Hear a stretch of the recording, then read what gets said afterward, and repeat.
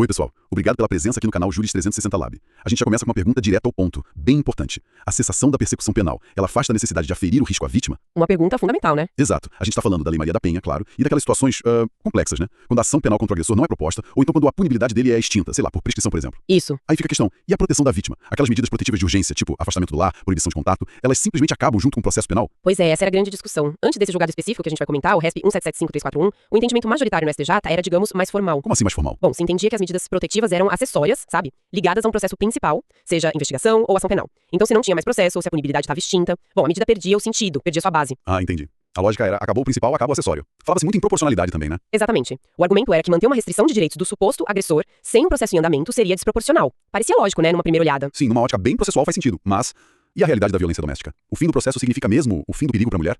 Acho que é aí que a coisa começou a mudar, certo? Precisamente. É aí que entra o RESP 1775-341, lá de São Paulo. A terceira sessão do STJ deu uma virada nesse entendimento. O que é fascinante é reconhecer que a natureza dessas medidas, ela vai além do processo penal. Como assim? Vai além? Elas são, na essência, uma tutela de direitos fundamentais, sabe? Direito à vida, segurança, integridade física, psicológica, da mulher que tá sofrendo a violência, é disso que se trata. Tá, e o que a decisão disse então, na prática? A decisão afirmou o seguinte: mesmo que não tenha mais ação penal, mesmo que a punibilidade do agressor esteja extinta, para decidir se a medida protetiva continua ou não, é preciso analisar uma coisa. O risco para a vítima ainda existe? Ah, então o foco mudou completamente. Totalmente. E para saber se o risco ainda existe, a decisão diz que é fundamental e indispensável ouvir a vítima. A palavra dela, a percepção dela sobre o perigo atual. Isso ganhou um peso enorme. Nossa, isso é muito importante. Quer dizer que a avaliação do juiz agora depende diretamente do que a vítima diz, mesmo sem processo rolando? Isso dá uma autonomia para a medida protetiva, né? Exato. Essa é a palavra. Autonomia.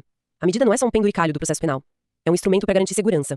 Se a situação de perigo que levou à concessão da medida lá no início ainda tá lá, a medida pode e deve ser mantida. O foco é a proteção real da mulher. Faz todo sentido. A proteção não pode acabar só porque o processo acabou formalmente. Não pode. A finalização do processo ou a extinção da punibilidade não aniquilam, por si só, a necessidade de proteger. O juiz precisa olhar para o caso concreto, ouvir a pessoa em situação de risco e avaliar se a proteção ainda é necessária. E essa avaliação, como ela é feita? Além de ouvir a vítima, que mais entra nessa análise para ver se o perigo continua? Olha, o julgado não lista tudo certinho, mas aponta pro contexto, né? O histórico de violência é importante, se houve descumprimento antes, como o suposto agressor tá se comportando depois que tudo acabou na esfera penal, e claro, se houver avaliação psicossocial, isso ajuda muito. Entendi. E um ponto bem legal é que o julgado até menciona o protocolo para julgamento com perspectiva de gênero do CNJ.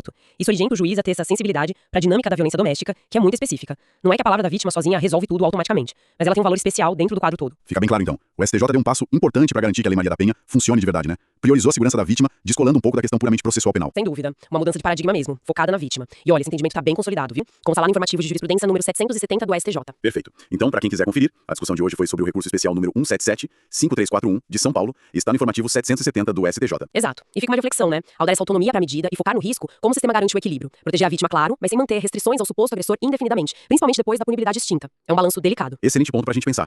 Bom, quer mais análises como essa? Tem muito mais conteúdo esperando lá no canal Juris 360 Lab. É só se inscrever. E se curtiu essa conversa, deixa o like pra gente. Muito obrigado pela presença aqui no Juris 360 Lab.